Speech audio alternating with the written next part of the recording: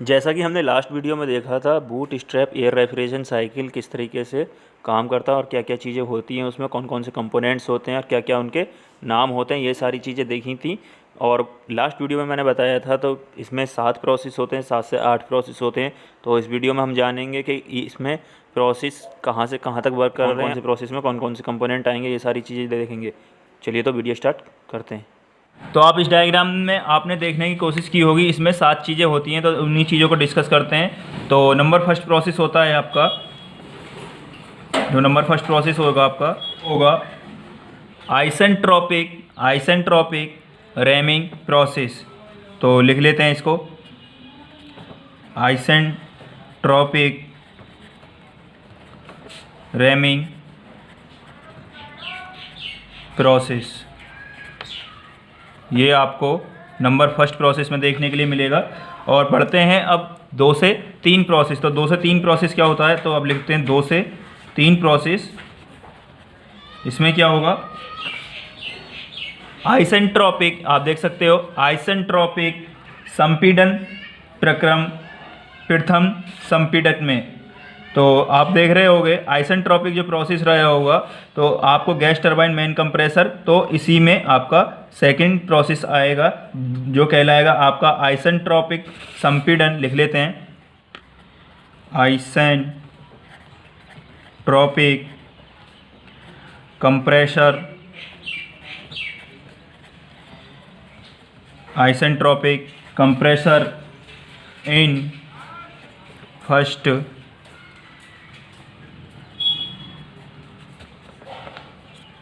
Compressor.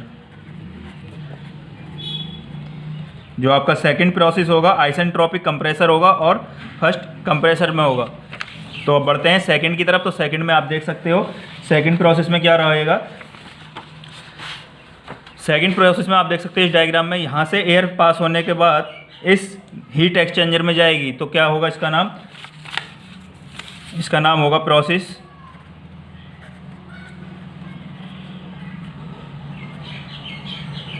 3 से 4 cooling air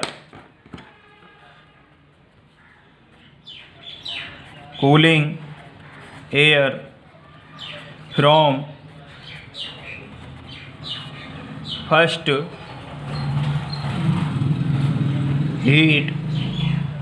heat exchanger. ये इसमें नंबर प्रोसेस होगा 3 to 4 वाला। और अब देखते हैं प्रोसेस सेकंड हीट एक्सचेंजर के लिए। तो उसके लिए क्या लिखेंगे हम, तो लिखते हैं number 4 process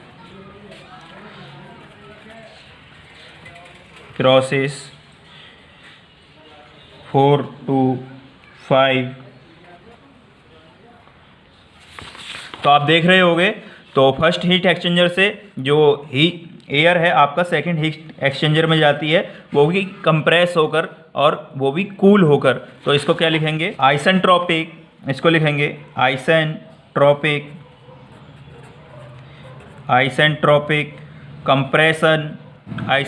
compression in second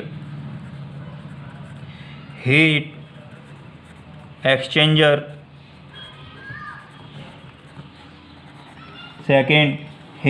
exchanger of cooled air. मतलब कूल्ड एयर का सेकंड हीट एक्सचेंजर में आपको इसका आइसेंट्रोपिक कंप्रेशन देखने के लिए मिलेगा। तो अब बढ़ते हैं process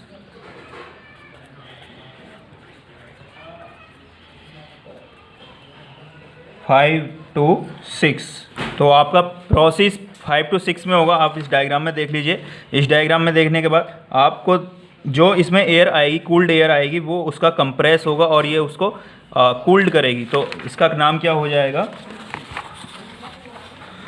compressed air in second heat exchanger.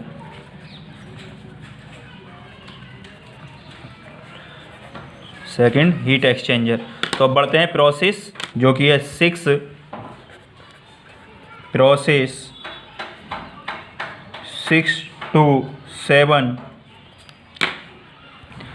तो नंबर 6 से 7 प्रोसेस में क्या होगा आप देख लीजिए। 6 से 7 प्रोसेस में जो इसने कूल्ड कर दी एयर को, अब ये इसको आगे प्रोसेस करेगा तो उसका नाम क्या हो जाएगा, शीतल वायु का आइसेंट्रोपिक प्रसारण शीतलक टरबाइन द्वारा। मतलब फिर से सुन लीजिए, शीतल वायु का आइसेंट्रोपिक प्रसारण टरबाइन द्वारा केबिन तक। ठीक है, तो इसको लिखते हैं isentropic expander of cooled air to the second heat exchanger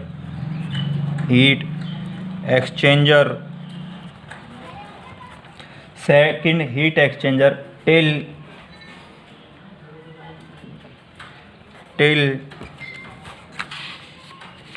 किस में जाएगा आप देख लीजिए, कूलिंग टरबाइन सेकंड एक्सचेंजर, तो लिख लीजिए टिल केबिन, ये यहाँ तक इस पहुँच जाएगा। तो ये अभी नंबर 6 प्रोसेस है। अभी एक और प्रोसेस इसमें बचा हुआ है तो उसको भी देखते हैं। तो ये सारे प्रोसेस कंप्लीट होने के बाद, इसमें ये सारी चीज़ें होने के बाद ये सबको एक नाम दिया गया है, that is called air refrigerant effect. तो लिख लेते हैं that is called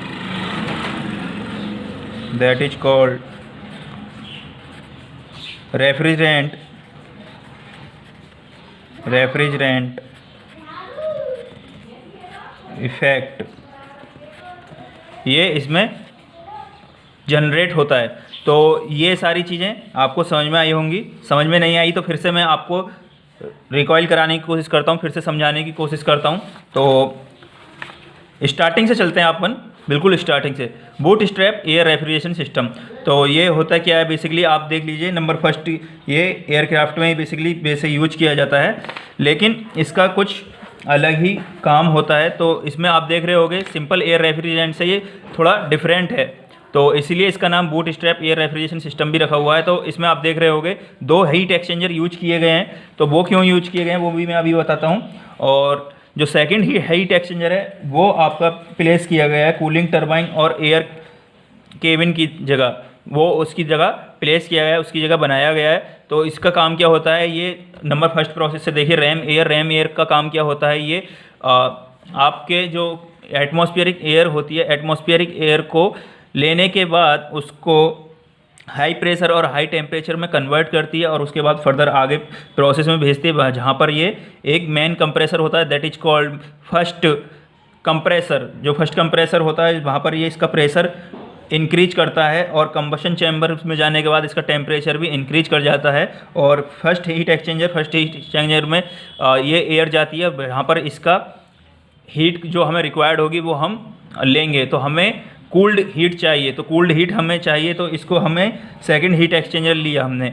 second heat exchanger में आप और भी ज़्यादा उसको कूल्ड करोगे, कूल्ड करने के बाद यहाँ पर आप उसको आगे पास करोगे, आगे पास करने के बाद हम यहाँ पर टरबाइन चला सकते हैं जो कि कूल्ड होता है, मतलब कूलिंग टरबाइन, इसीलिए इसका नाम रखा हुआ है। और इसका एग्जिट जेट ये भी आप यहाँ पर देख सकते हो। तो आई होप ये आपको वर्किंग समझ में आई होगी। तो अब बढ़ते हैं प्रोसेस की तरफ। इसमें कौन कौन से प्रोसेस होते हैं उनको ध्यान से समझते हैं। तो नंबर फर्स्ट प्रोसेस है, ये आपको जो मैं अभी बता रहा हूँ ये आपको एग्जाम में लिख कर आना है, इसीलिए मैंने आपको ये सारी चीज़ें लिख कर दिखाई हैं, ये प्रोसेस लिख कर दिखाए हैं, तभी मैं आपको भी लिख कर आने अगर ये एग्जाम में आता है तो नंबर फर्स्ट प्रोसेस है, आप देख लीजिए रैम एयर। तो इसका काम क्या होता है आप देख लीजिए, इसमें पढ़ लीजिए आइसेंट्रोपिक रैमिंग प्रोसेस। ये आपका नंबर फर्स्ट जो प्रोसेस होता है रैमिंग प्रोसेस होता है, दैट इज आइसेंट्रोपिक होता है, जो कि आपका आइसेंट्रोपिक देखने के लिए मिलेगा। नंबर सेकंड प्रोसेस क्या होता है, एयर यहाँ से आने के बाद मेन कंप्रेसर और गैस टरबाइन में जाएगी। तो आप देख लीजिए लिखा हुआ है isentropic compression in first compressor. जो आइसेंट्रोपिक एयर होगी वो फर्स्ट कंप्रेसर में जाएगी, वही मैंने अभी आपको बताया था। तो ये प्रोसेस आपका नंबर 2 हो गया। और नंबर थर्ड प्रोसेस देखते हैं, नंबर थर्ड प्रोसेस क्या होगा, जो यहाँ से एयर होगी वो इसमें पास करेगी, तो इसका क्या लिखेंगे हम, कूलिंग एयर, ठीक है, cooling air from first heat exchanger. जो होगा आपका फर्स्ट हीट एक्सचेंजर से पास होगी एयर, उसको cooling air from first heat exchanger. जो प्रोसेस 4 to 5 होगा, जो 4 से 5 प्रोसेस होगा वो देख लीजिए आप, इसमें होगा सेकंड हीट एक्सचेंजर में। ये जो इसमें जो हमने एयर दी थी उसको ये आइसेंट्रोपिक और कंप्रेस करेगा और उसमें भेजेगा। तो वही चीज़ें लिखी हुई है, isentropic compression in second heat exchanger of cooled air. ये कूल्ड एयर को सेकंड हीट एक्सचेंजर में भेजेगा, तो ये चीज़ें लिखी हुई है। नंबर 5 है कंप्रेस्ड एयर हीट एक्सचेंजर। तो जो हमने हीट इसमें भेज दी, ठीक है, इसमें समझने की कोशिश करो, जो हीट हमने इसमें भेज दी ये उसको कंप्रेस्ड करेगा और आगे फर्दर आगे प्रोसीड करेगा। तो वही चीज़ लिखी हुई है, आप यहाँ पर देख लीजिए, compressed air in second heat exchanger, वही चीज़ लिखी हुई है। और नंबर 6 में देख लीजिए, नंबर 6 में isentropic expander of cooled air to the second. तो आइसेंट्रोपिक हमने इसको एक्सपेंड करेंगे जो कि सेकंड हीट एक्सचेंजर में होगा। तो ये 6 से 7 होगा। और नंबर 7 से 8 है प्रोसेस, और ये नंबर 7 से 8 प्रोसेस क्या बोलेंगे, मतलब इस सबको मिलाकर एक चीज़ बनती है जिसको बोलते हैं रेफ्रिजरेंट इफ़ेक्ट। इस सब प्रोसेस को मिलाने के बाद, ये सारा कंप्लीट होने के बाद जो हमें रिजल्ट मिलेगा उसे बोलेंगे रेफ्रिजरेंट इफ़ेक्ट। तो आप यहाँ पर देख सकते हो मैंने लिखा हुआ है, that is called refrigerant effect. तो ये सारी चीज़ें थी आज की इस वीडियो में, इस सारे टॉपिक में। आई होप आपको सारी चीज़ें समझ में आई होंगी इस टॉपिक में, और फिर भी अगर क्वेरी रही हो तो आप कमेंट सेक्शन में कमेंट कर सकते हो, मैं उसका रिप्लाई करूँगा। और वीडियो अच्छी लग रही हो तो वीडियो को लाइक शेयर और सब्सक्राइब कर देना, और अपने फ्रेंड लोगों के साथ भी शेयर कर देना। और आगे भी ऐसी इंटरेस्टिंग वीडियो के लिए चैनल को सब्सक्राइब कर लेना और नोटिफिकेशन बेल को ऑल पर सेट कर लेना, जिससे कि आपको आगे आने वाली ऐसी इंटरेस्टिंग वीडियो का नोटिफिकेशन मिलता रहे। तो अभी तक आपने मेथड ऑफ एयर रेफ्रिजरेशन के 2 टाइप देखे, जिसमें मैंने आपको फुल्ली एक्सप्लेन किया था किस तरीके से सारी चीज़ें होती हैं। तो यही आपसे अगर एग्जाम में आते तो यही मेथड आपसे पूछे जाएंगे। तो जो 4 मेथड बचे हैं उनके नाम जान लेते हैं, लेकिन उसके आगे डिटेल में अगर आपको जानना हो तो आप कमेंट कर सकते हो, मैं फिर से वीडियो बना दूंगा, लेकिन इतने ज़रूरी है नहीं। जो ज़रूरी थे, जो इंपॉर्टेंट थे, मैंने इस वीडियो में कवर कर दिए। और अब बढ़ते हैं उन 4 पॉइंट की तरफ, 4 नाम की तरफ, क्या कैसे वो नाम होते हैं, क्या क्या नाम होते हैं। तो नंबर फर्स्ट तो आपको पता ही होगा। नंबर फर्स्ट में मैंने आपको बताया था सिंपल एयर रेफ्रिजरेशन सिस्टम, ये आपका फर्स्ट पॉइंट होता है। और नंबर सेकंड है आपका simple evaporative, simple evaporative refrigeration system. And number third है बूट स्ट्रैप, जो मैंने आपको डिस्क्राइब किया था, boot strap air refrigeration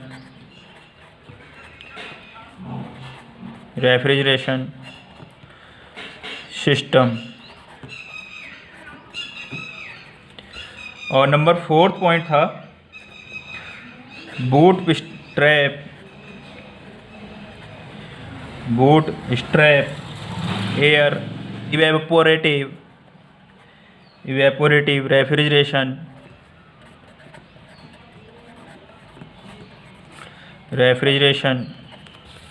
system.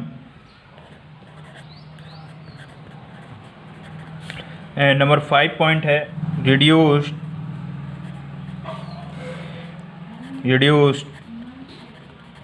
Ambient air refrigeration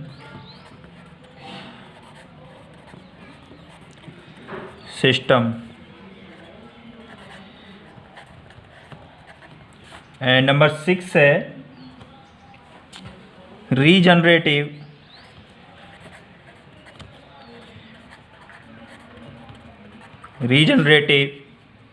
air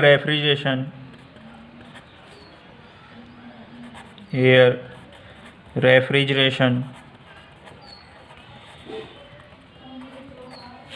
system. ठीक है, तो ये 6 पॉइंट हैं, 6 टाइप्स होते हैं एयर रेफ्रिजरेशन के। तो ये 6 के 6 टाइप मैंने लिख दिए, जहाँ पर मैंने आपको 2 पॉइंट डिस्कस कर दिए, वो भी बहुत अच्छे से एक्सप्लेन किया है। नंबर फर्स्ट पॉइंट मैंने आपको अच्छे से एक्सप्लेन किया है एंड नंबर थर्ड मैंने अच्छे से एक्सप्लेन किया है। और अगर आप एग्ज़ाम में आएगा तो यही आपके एग्ज़ाम में आते हैं, तो इनकी प्रोबेबिलिटी ज़्यादा होती है। मतलब ये ऐसा नहीं है कि और नहीं आते हैं, लेकिन इनकी दोनों की प्रोबेबिलिटी बहुत ज़्यादा होती है कि ये दोनों एग्ज़ाम में आएंगे। और बाकी अगर आपको जानने हैं किस तरीके से वर्क करते हैं, किस तरीके से इनकी वर्किंग प्रोसेस होती है, तो आप कमेंट सेक्शन में कमेंट कर सकते हो। मैं इनका अच्छे से ये सारी चीज़ें डिस्कस कर दूंगा और इनको बता दूंगा किस तरीके से सारी चीज़ें काम करती हैं। तो आज की इस वीडियो में बस इतना ही था। आई होप आप सभी को वीडियो जरूर अच्छा लगा। वीडियो अच्छा लगा तो वीडियो को एक लाइक जरूर कर देना और मिलते हैं नेक्स्ट